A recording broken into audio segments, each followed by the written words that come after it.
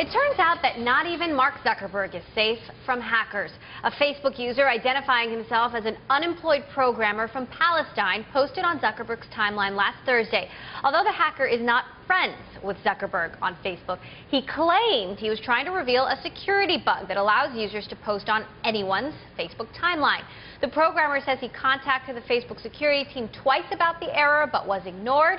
A software engineer working for the social network security team responded saying that while they should have pushed for more information, we get hundreds of reports every day. Many of the reports we get are nonsense or misguided. So how did this hacker do it?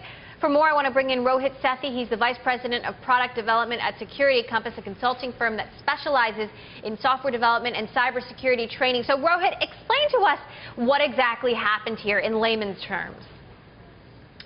Sure. So basically, somebody who was just sort of searching around on Facebook, looking at some of the features, noticed that there is what they call a bug bounty program. And so what that means is basically if they can explain and show a real security problem, they'll get paid for it. So what he did is essentially he found a way using just some basic changes to the way that your browser talks to the server.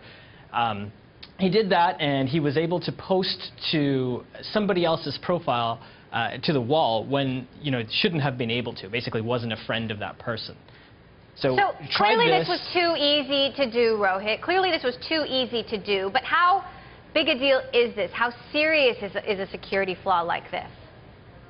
Well, on the surface it doesn't seem that big. You're posting on somebody's wall, but you have to think about Facebook's users. So for example, you have a lot of younger users that might be the target of predators, for example. Maybe a little less serious case would be something like spamming, unintended spamming on a bunch of users' profiles. If it wasn't one of these, what they call ethical hackers who was telling Facebook about the issue, it might have been exploited in the wild.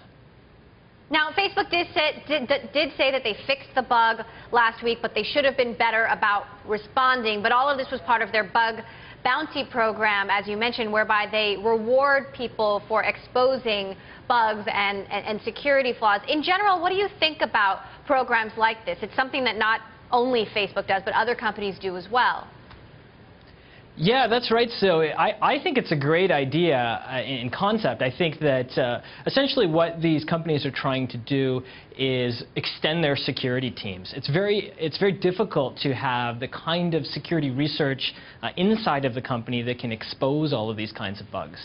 And so what they're doing is, people were hacking into these sites anyway and not revealing it to the companies, and often they'd sell these exploits on the black market. You could actually make tens of thousands of dollars in some cases selling this to people who will sell it to criminals, essentially. So what they're trying to do is find another way to incentivize people to find the vulnerabilities and actually report it to the company so they can fix it. Basically a more responsible way of finding issues.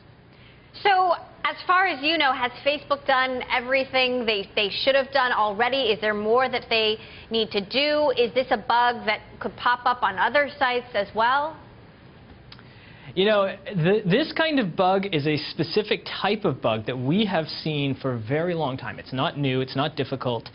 In some of our own engagements when we get brought in by customers, we've seen things like being able to go from one bank account to another bank account using the same sort of technique. And I think one of the challenges is it's really a difficult thing to find with some of the automated technology that a lot of companies use because they're really developing very quickly. They try to do automated security checks, and sometimes they miss some of these really basic issues. And I can't say for sure if that's what happened with Facebook, but we have seen this sort of thing with other e-commerce providers in the past. All right, Rohit Sethi, Security Compass Vice President, thanks so much for weighing in.